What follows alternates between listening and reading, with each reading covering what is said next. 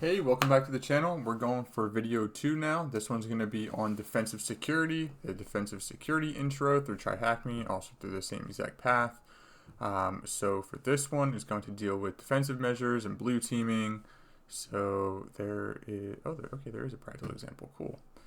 I'm going to, just this site. I was going to say I'll boot it up early. So for this one, says in the previous room, you learned about offensive security, red team, who aims to identify and exploit system vulnerabilities. On this side of things, on this defensive side, obviously, they're going to be the people who are preventing intrusions from occurring and detecting intrusions when they do occur and responding properly. Obviously, making sure that they are, patching zero-day vulnerabilities. Well, they're not really known, so they are patching things as quickly as possible. And as soon as vulnerabilities are found, making those corrective actions. So to follow this, so obviously user cyber awareness.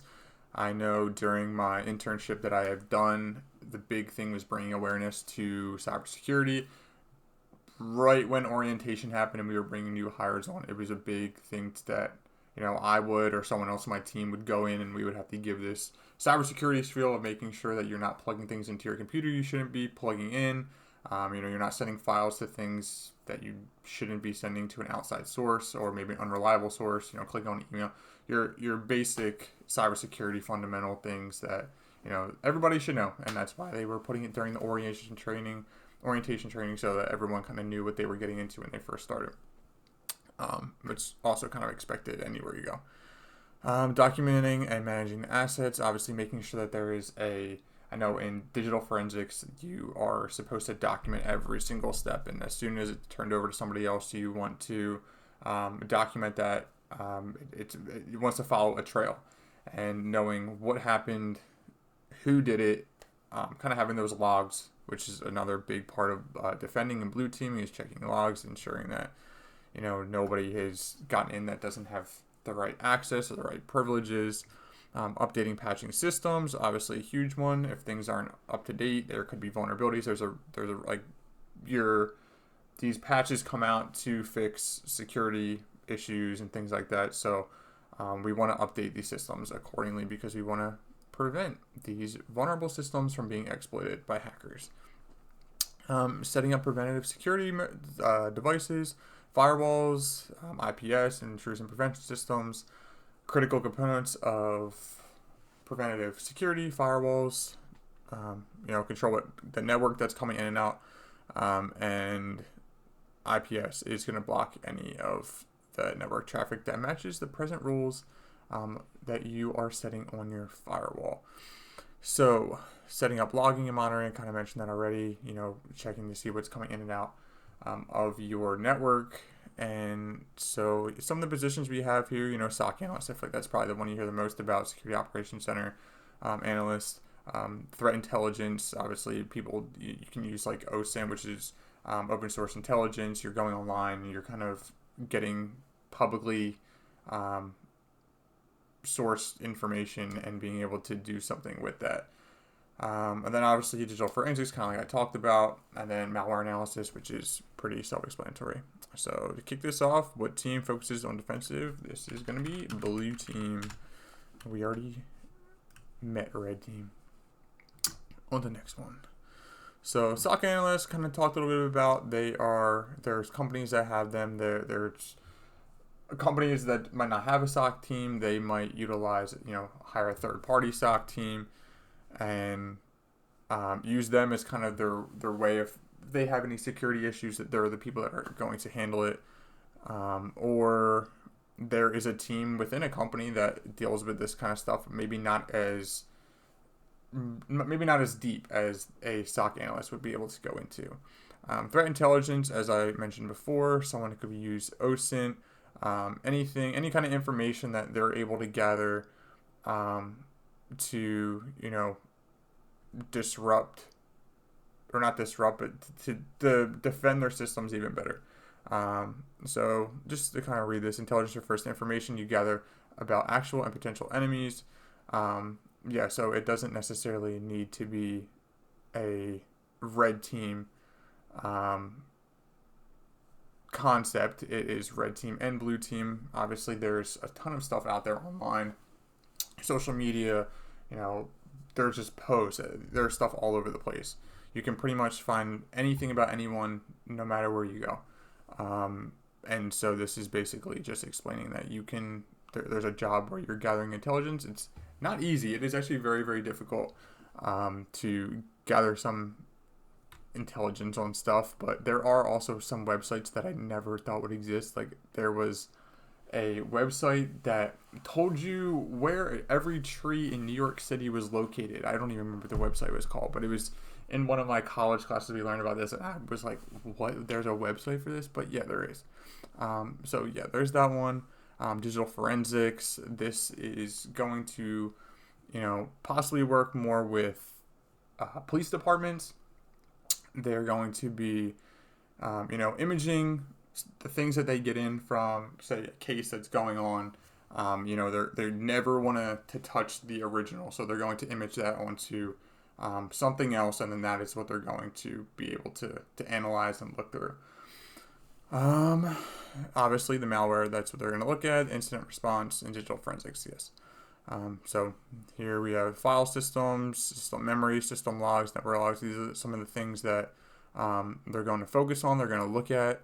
And then incident response, you know, how are you going to respond to a cyber attack? If there is a threat, if there is risk, what are you going to do to respond to that?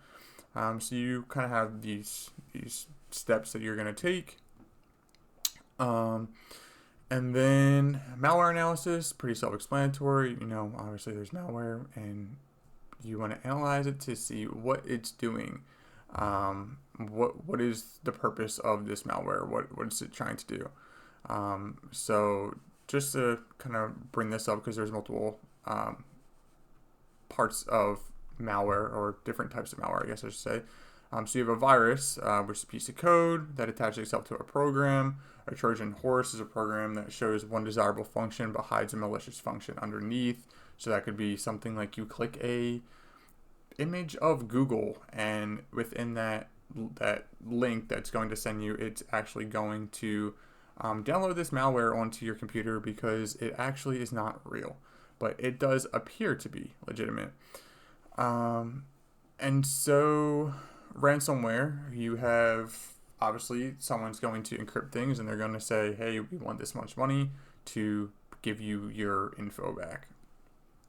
And then we have static analysis and dynamic. So static works by inspecting the malicious program without running it. Obviously, static works by running it in a controlled environment and monitoring its activities.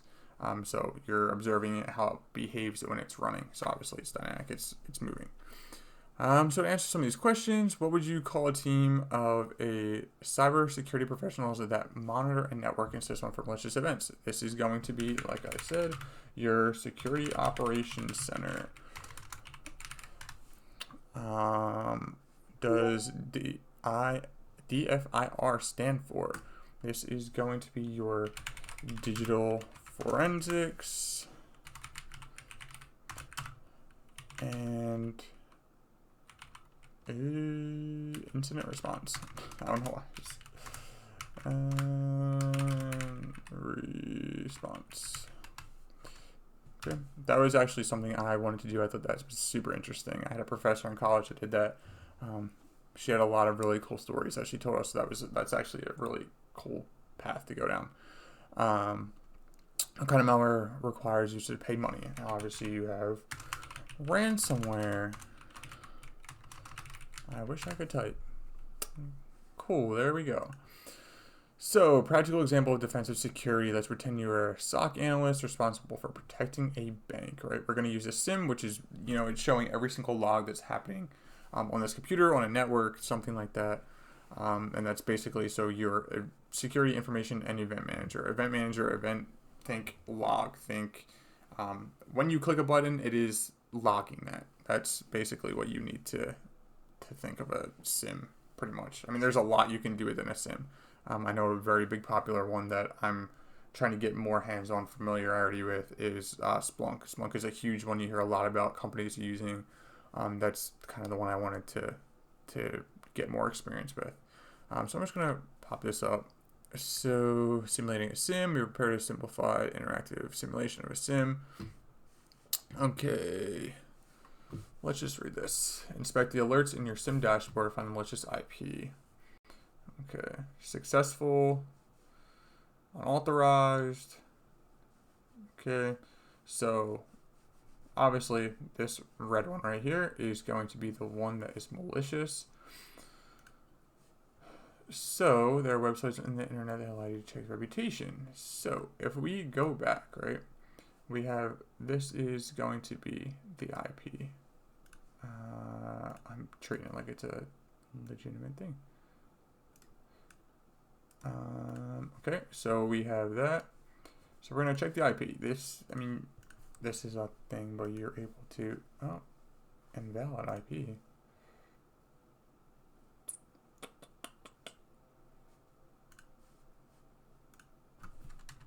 It's because there was a space at the end of it. Okay. So this is going to explain where this this IP is found. So obviously you're putting it, you do this on a website, you can Google IP lookup and it'll come up. So this is saying that it's, the domain name, this is what the website is going to be called. I don't know. Okay, that's not it. The country that it's located in, the city of that country it's located in. This is all the information that obviously we're finding from putting the IP into this address. So we shouldn't worry too much if it was a failed authentication attempt. We should probably notice the successful authentication attempt from the malicious IP. So let's declare a small incident event and escalate it. So who are we going to escalate this to? Right? So you have your sales executive. They are not going to know what to do with your cybersecurity issues. Security consultant, they could. Your information security architect, they could. Or if we're working within a SOC, we're going to send it to our SOC lead. To Will. All right. And then, so we have our block list. So obviously we're going to want to block the IP. Make sure to remove the space. And then we're going to block it. Boom, it's blocked. We get the key. That's good to go. Boom, there we go. Awesome. So basically, this just goes to show you that, your SIM is very important. Analyzing your logs, your network traffic, things like that is super big. Especially when it comes to blue teaming, that's like kind of the main, not the main thing, but it's one of the things that you're always going to be looking at or looking out for. But that's going to be it for the blue team intro or defensive security intro. The next one, this is an info one, so I think we're going to skip this one. But after that, we're going to pick up on the next let's see what it is. So what is networking? Okay, so we're gonna start getting into networking. That's gonna be fun. So perfect. Yeah, because I've been hopefully wanted to start studying for the Network Plus. So this will be a good little refresher for me. So anyway, thank you for watching. Please subscribe, help me build my channel, and I hope to see you in the next one. See ya.